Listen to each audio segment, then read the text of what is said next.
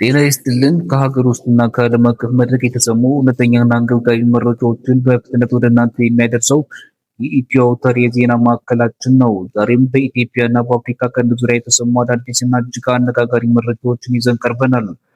በመጀመሪያ ዋና ዋና ርዕሶቹን እንመለከታለን። የኢትዮ አውታር የዕለቱ ዋና ዋና ርዕሶች ከወደ ትግራይ የተሰማው አሳሳቢ ጉድ፣ በትግራይ ክልል ወታደራዊ አፈሳው በከፍተኛ ሁኔታ መቀጠሉን ልጃቸውንና ለውትድርና ያልሰጡ እናቶች በጅምላ መታሰራቸው ተሰማ። ህወሓት ስለ ጉዳዩ ዝምታውን ሰብሮ ምላሽ ሰጥቷል። የኡጋንዳው ጄኔራል ሙዚ ካይኑርባ አቋማቸውን ይፋ አደረጉ። በትግራይ ድጋሚ ጦርነት ቢነሳ ከጠቅላይ ሚኒስትር አብይ አህመድ ጎን እቆማለሁ ሲሉ ለህወሓት ጥብቅ መልእክትን አስተላለፈ።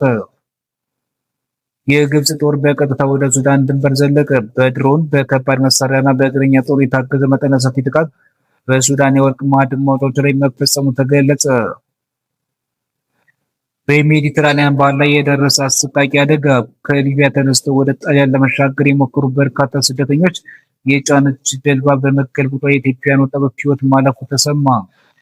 በጀኔቫ የተካሄደው የሰላ ድርድርና የኤርትራ ምላሽ፣ በተባበሩት መንግስታት ድርጅት የሰብአዊ መብቶች ካውንስል ኤርትራን ውጥረት ውስጥ የከተተው የብሔራዊ ውትድርና ጉዳይና የአምባሳደር ሶፊያ ተስፋ ማርያም ምላሽ።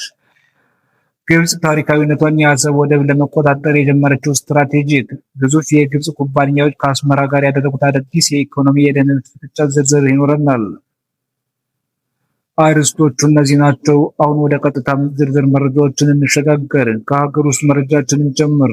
ከወደ ትግራይ ክልል እጅግ አሳሳቢና ጉድ የሚያስብሉ መረጃዎች መሰማታቸው ቀጥለዋል። በትግራይ ጊዜያዊ አስተዳደር ውስጥ የነበሩት ሌተናል ጄኔራል ታደሰ ወረደ በእነ ዶክተር ደብረጽዮን ገብረ ሚካኤል ቡድን ገለል መደረጋቸውን ተከትሎ መላው ትግራይ ውስጥ ከባድ የፖለቲካና የደህንነት መከራ መንገስ መጀመሩን የቢቢሲ አማርኛ ዜና ያስነበበው ሰፊ ሪፖርት አመልክቷል። በትግራይ ክልል ውስጥ በአሁኑ ወቅት ወጣቶች ለወታደራዊ ግዳጅ የመመልመልና የማፈስ ተግባር በስፋት የቀጠለ ሲሆን ይህን ተከትሎ እናቶች በጅምላ መታሰር ጀምረዋል። መረጃው እንደሚያመለክተው በትግራይ ምስራቃዊ ዞን ውቅሮ ከተማ ውስጥ ልጆቻችሁን ወይም ባሎቻችሁን ለውትድርና አሳልፉ የሚለውን የአስተዳዳሪ ትዕዛዝ ያልተቀበሉ ወደ 50 የሚጠጉ እናቶች በአጋዚ ቀበሌ ለአንድ ሳምንት ያህል መታሰራቸው ተረጋግጧል። ከታሰሩት እናቶች መካከል ወይዘሮ ሀንሳ የተባሉ ነዋሪ ለቢቢሲ በሰጡት ቃል የሞትና የሽረት ጉዳይ ነው፣ በላያችን ላይ ኃይል እየመጣ ስለሆነ ለትግራይ የድርሻችሁን አበርክቱ፣ ልጆቻችሁንና ባሎቻችሁን ካላመጣችሁ ፍተሻ ይደረጋል ተብለን በአጋዚ ቀበሌ ለሳምንት ቀናት ያለ ምግብ ተቆልፎብን ቆይተናል ሲሉ ያለበትን አስጨናቂ ሁኔታ ገልጸዋል። ይህ በእንዲህ እንዳለ የውቅሮ ከተማ ከንቲባ አቶ ገብረ ሚካኤል ገብረ መድህን እና የሰላም ጸጥታ ኃላፊው አቶ ገብረ ሚካኤል ተክለ የቀረበውን ክስ ውሸትና የክልሉን ገጽታ ለማጠልሸት የቀረበ ሴራ ነው በማለት አስተባብለውታል። ሆኖም ግን የትግራይ ሰላምና ጸጥታ ቢሮ ኃላፊ አቶ መብራቱ ኃይሉ በሰጡት ማብራሪያ የሰራዊቱ ምልመላው የእነሱ ስራ እንዳልሆነና ሂደቱ እንዴት እየተካሄደ እንዳለ አሁንም ያለውን የክልሉ መንግስት ራሱን ሊመልሰው እንደሚገባ በመግለጽ በክልሉ መዋቅር ውስጥ ያለውን መከፋፈል ይፋ አድርጓል። ወደ ሌላኛው አነጋጋሪ መረጃ ስንሻገር በማህበራዊ ሚዲያ ላይ በተደጋጋሚ በሚያወጣቸው አወዛጋቢ መልእክቶቻቸው የሚታወቁት የኡጋንዳው ፕሬዝዳንት ዮዌሪ ሙሴቬኒ ልጅና የሀገሪቱ ጦር አዛዥ የሆኑት ጄኔራል ሙዚ ካይኑርጋ በሰሞኑ የኤክስ ገጻቸው ላይ ኢትዮጵያን በተመለከተ አዲስ መግለጫ አስፍረዋል። ጄኔራል ሙዚ በትግራይ ክልል ሊፈጠር የሚችለውን የጸጥታ ስጋት በማንሳት በትግራይ ያሉ ወንድሞችን በጣም ወዳችኋለሁ፣ ግን ጦርነቱ ሰልችቶናል፣ በቅቶናል፣ ሌላ ጦርነት እንዳታስጀምሩ እለምናችኋለሁ ብለዋል።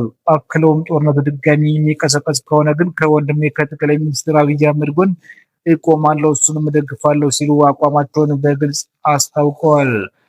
ይህ የጄኔራሉ ንግግር በኢትዮጵያውያን ዘንድ ትልቅ መነጋገሪያ ሆኗል። ምክንያቱም ጄኔራል ሙዚ እንደ ኢትዮጵያን አቆጣጠር በ2021 በነበረው የሰሜኑ ጦርነት ወቅት ለህወሓት ኃይሎች ያላቸውን ግልጽ ድጋፍ ማህበራዊ ሚዲያ ላይ ሲገልጹ የነበሩና በወቅቱ በኢትዮጵያና በኡጋንዳ ዲፕሎማሲ ግንኙነት ላይ ውጥረት ፈጥነው የነበሩ መሪ በመሆናቸው ነው። እንደ ኢትዮጵያን አቆጣጠር በ2022 ወደ አዲስ አበባ መጥተው ከፊልድ ማርሻል ብርሃኑ ጁላና ከጠቅላይ ሚኒስትር አብይ አህመድ ጋር ሰፊ ቆይታ ካደረጉ በኋላ በኢትዮጵያ አመራር ላይ ያላቸውን አመለካከት ሙሉ በሙሉ መለወጡንና አሁን ላይ ከፌዴራል መንግስቱ ጎን በጽኑ መቆማቸውን ይህ የመግለጫ ማረጋገጫ ሆኗል። በሌላ በኩል የግብጽ ጦር በቀጥታ ወደ ሱዳን ሉዓላዊ ግዛት ዘልቆ በመግባት መጠነ ሰፊ ጥቃት መፈጸሙ ተሰምቷል። ግብጽ ከዚህ ቀደም በሱዳን የውስጥ ጉዳይ ላይ በድብቅና በእጅ አዙር የምታደርገውን የጦርነት ተሳትፎ በመተው አሁን ላይ ራሷን በቀጥታ ጦርነት ውስጥ በመግባት የሚያሳይ ክስተት ተፈጥሯል። የሱዳን ትሪቢን ዘገባ እንደሚያመለክተው የግብጽ ወታደራዊ ድሮኖች፣ ከባድ መሳሪያዎችና የእግረኛ ጦር ኃይሎች ወደ ሱዳን የብሉ ናይል ግዛት ድንበር በመግባት ንጹሃን ዜጎችን በባህላዊ መንገድ ወርቅ በሚያወጡባቸው አልሳሪና አልጋይዳታ በተሰኙ ስፍራዎች ላይ አስደንጋጭ ድብደባ ፈጽመዋል።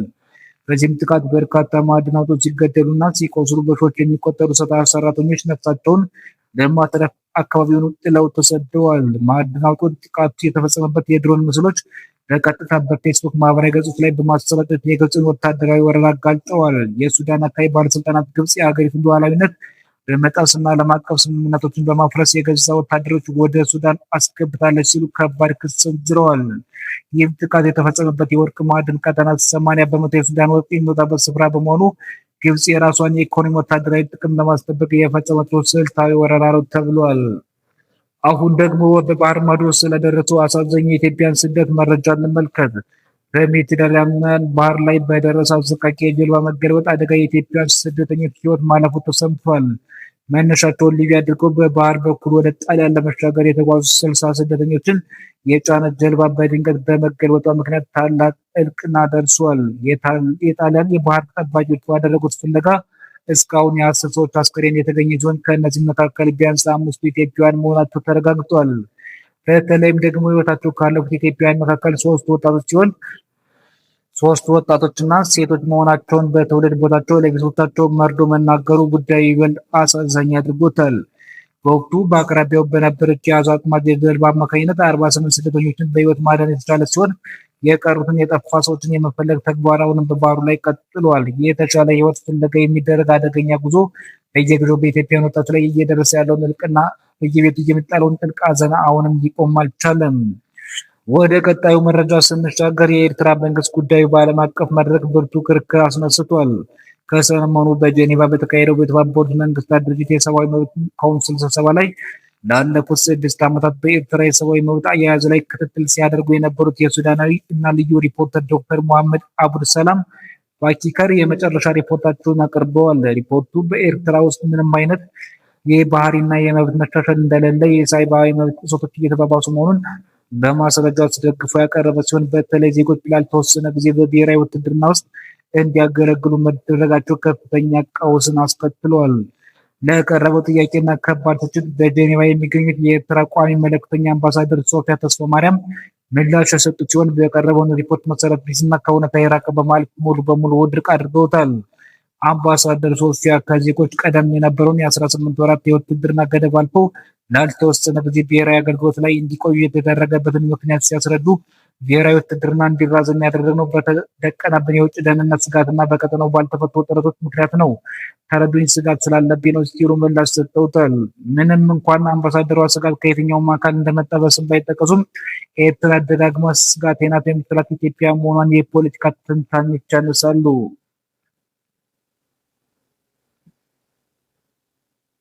የተከበራችሁና የተወደዳችሁ የኢትዮ ተከታታዮቻችን ከሀገር ውስጥና ከዓለም አቀፍ መድረክ በታማኝነት ያጠናከርንላችሁ የዕለቱ መረጃዎች እነዚህ ነበሩ። መረጃዎችን ከወደዳችሁት ቪዲዮውን ላይክ እና ሸር በማድረግ ለሌሎች እንዲደርሱ አድርጉ።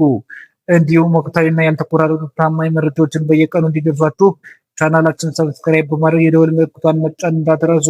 ያላችሁን አሳሳቢ አስተያየት በኮሜንት ውስጥ ላይ አስፍሩልን። በሌላ የዜና ጥም ድጋሜ እስክንገናኝ ቸርን ሰንብት።